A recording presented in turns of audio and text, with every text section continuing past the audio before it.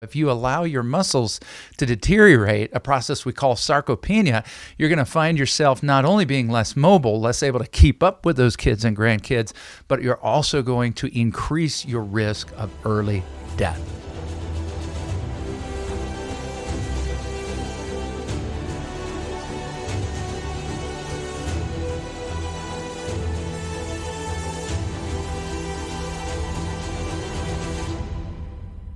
Hey folks, this is Colin Richards, president and founder of Lord & Richards, and once again, I'm excited to be bringing to you another topic from the Lord & Richards Show. And in this particular segment, we are in the middle of a three-part series on how to be wealthy, healthy, and happy for life. At Lord & Richards, we meet every other month with our clients in a series we call Wealth and Wisdom. And the wisdom really has to do with achieving wealth, but what does wealth get us? You know, just the satisfaction of having more? Well, we know that not only do our underlying moral teachings in society teach us that money is not the real source of happiness in life, such as in Christianity. We learn that the love of it will actually lead you into all kinds of different evil.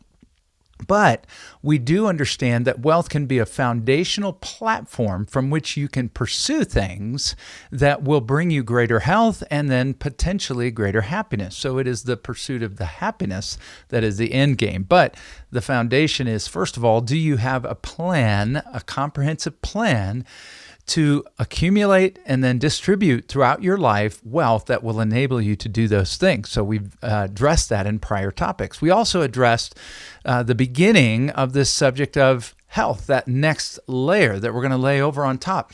Most people that I talk to, most people that I've read would gladly trade everything they own in terms of wealth for longevity, for health, for a better experience in the body.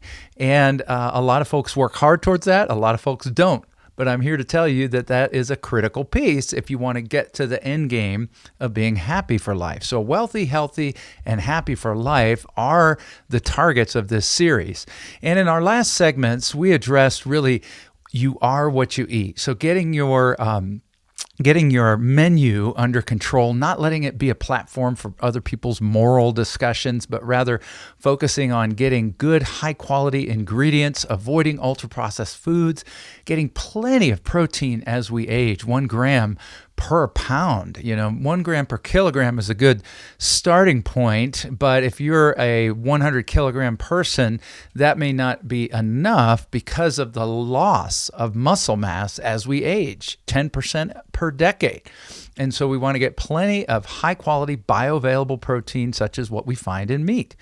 And then we want to exercise and get into those practices, those daily rituals and habits that are going to help you stay fit and help you stay healthy for the rest of your life. And then taking advantage of things like advanced diagnostics and procedures that are available to prevent rather than always treat illness, getting on the front side of things, preventing, being more proactive in our diagnostics, such as getting regular blood work, and even going beyond, if you have the financial independence to do it, getting full body MRI screening to test your arteries.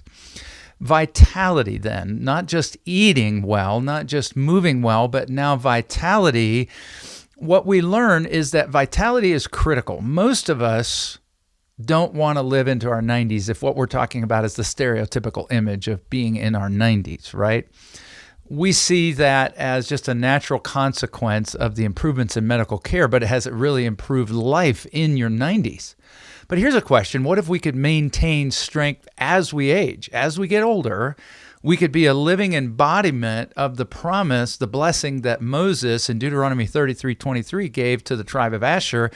At the end of his life, he said, as your days, so will your strength be. What an amazing promise, something that I cling to and work towards in my own life, to not only have a long life, but to have the strength to match it so that we can live in an amazing way that benefits others and is for the glory of God.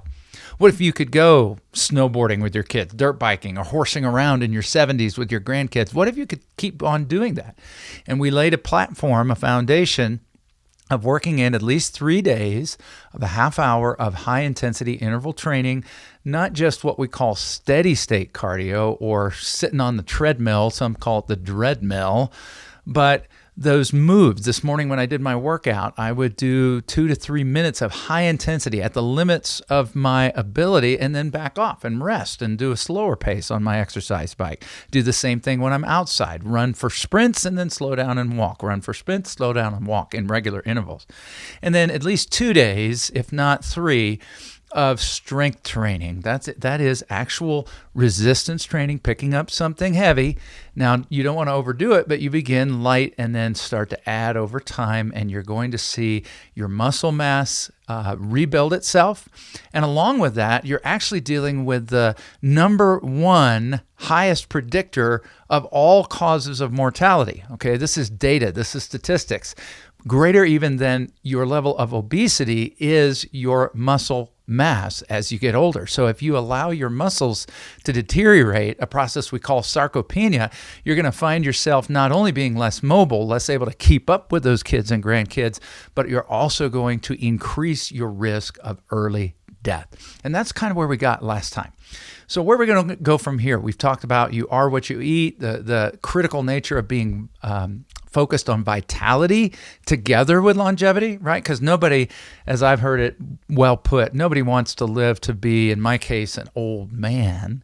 I want to be an elderly gentleman, somebody that has a grip on my life and my cognitive functions and so forth. And so in prior segments, we've also talked about the critical nature of sleep, right? Getting the right kind of sleep, not neglecting that. Quality sleep is the pathway to mental and physical health. It's another foundational piece where if you're unwinding that, if you're staying up late watching things, if you're not getting good rest when you do go to sleep because your room has light in it or because you're using the wrong kind of light prior to going to sleep, or you've got caffeine in your system or other stimulants or even depressants such as alcohol, these things are going to mess up your sleep. And as you decrease quality of sleep, as you get older, you will increase your likelihood of cognitive impairment. Yeah, that's the one nobody wants. I think most of us would rather lose both of our legs than to lose our mind, right? So, wealthy, healthy, happy for life. We're focused on health. In the next 2 segments, we're going to really dig into a couple of other concepts that are vital for you to understand pliability and mobility. So make sure you continue. But really, this is part of an overall discussion that demands that you have your finances in order, because we're going to need to have that area of our life straightened out in order to properly access the tools and the wonderful resources that are available to help improve, maintain, and predict great health into the future. That is what we call a financial independence roadmap, a process at Colin Richards whereby we sit down. We do a health check for your finances, right? We get second opinions on our health. Well, we want to give you a second opinion on your wealth and make sure you're on the track to never having to work to do what you love, but rather to have the financial independence to do that. It simply starts with a phone call.